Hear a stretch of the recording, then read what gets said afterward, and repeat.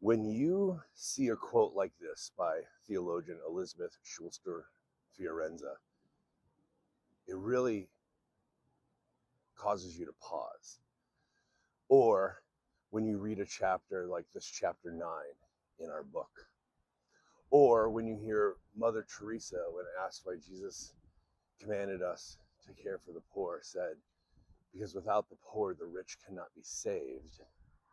Or when you encounter liberation theology for the first time and hear the concept of God's preferential treatment of the poor. Or when you hear James Cone say that God is black. Or when you listen to Native American believers talk about colonial Christianity and its impact. In so many ways, there is a minority report in every generation, according to my mentor, Randy Woodley, that is constant throughout Christian history. And it's interesting because if you focus on the Gospels, and you'll even see it peppered throughout the Old and New Testament, once you are alerted to this priority, you think to yourself, why, what, then why does Christianity look the way it does? Why do we focus on success and abundance and prosperity? And why is the expression so different than this? The majority of what people know and have experienced in Christianity, and I'm speaking as a Protestant, I don't know about Catholics, but it's so different. And once you come to this awareness, you might find yourself thinking, how are you not seeing this? It's so obvious. It's everywhere in the scriptures and in these voices throughout history. It can be frustrating to say, well, what's going on? What are we doing? Because it seems so incongruous with what so much of modern contemporary Christianity seems to put off to value. But I have a theory. It may not even be a very good one.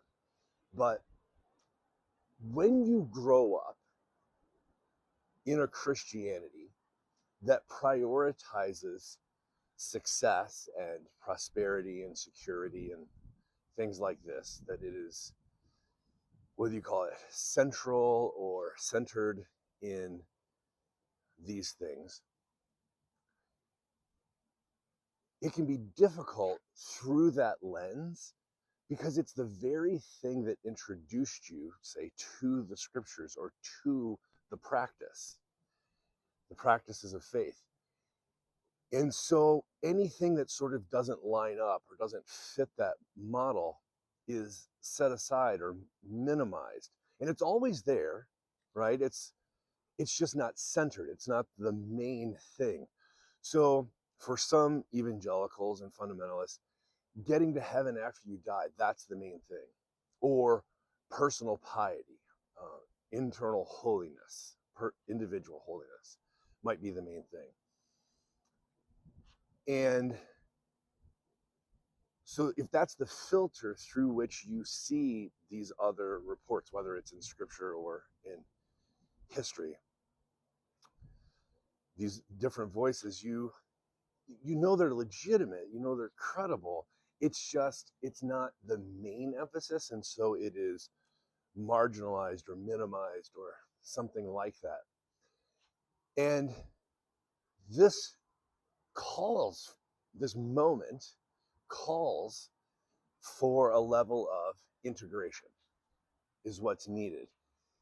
And the opportunity actually in the modern moment in 2025, soon to be 2026, is an opportunity for us to integrate in a way that for many of us, we have not had the momentum or the motivation to do.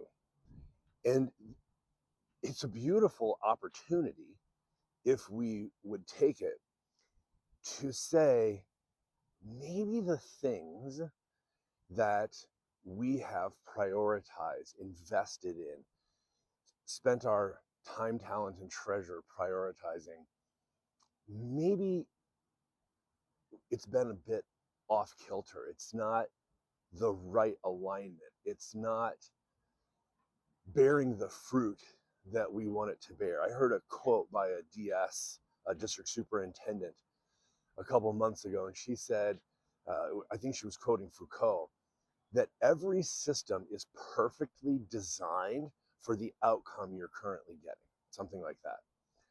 And she was talking about democracy, but I was really thinking about denominations and congregations, organizations, institutions, that they are perfectly designed for the outcomes that we are currently seeing.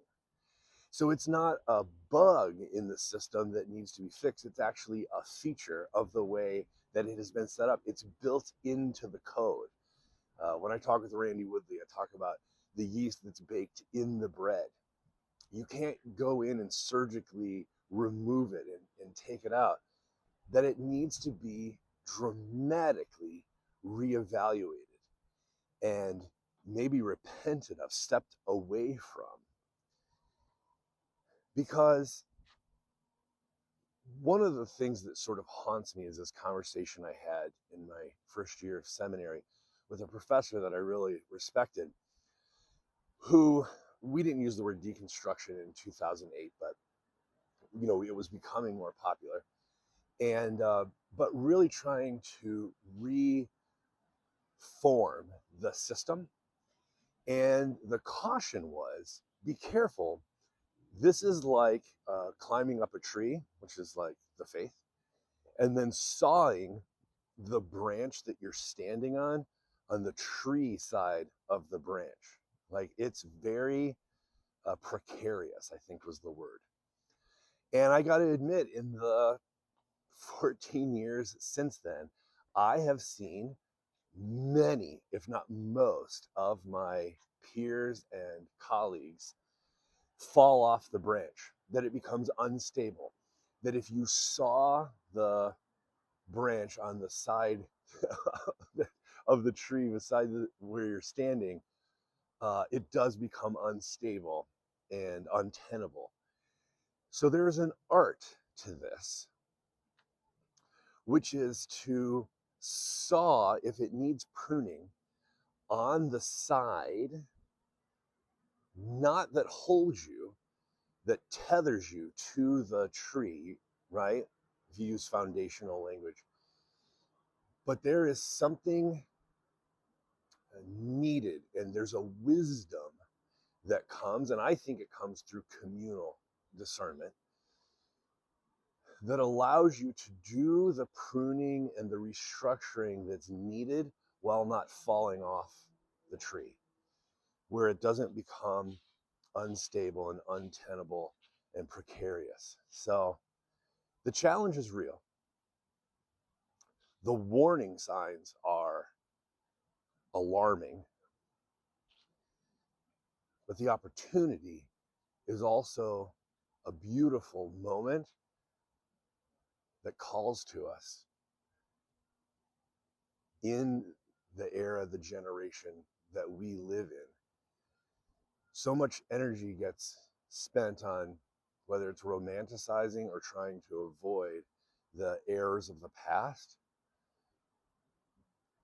or to try and steer the trajectory and the projections of the future, like demographics and voting. And they just both often don't come true. They don't bear fruit. There is something about the moment that we're in that is asking us to be a different way in the world. But the kingdom dream that Jesus had, the message, the good news of the Gospels, actually fits perfectly in the moment that we find ourselves in. And when we awaken to that, we see stuff we've never seen before and hear things a different way than we've ever heard them. And it allows us the opportunity to respond differently than maybe we were raised to, or trained, modeled, to say we take this seriously and it might be time for some changes.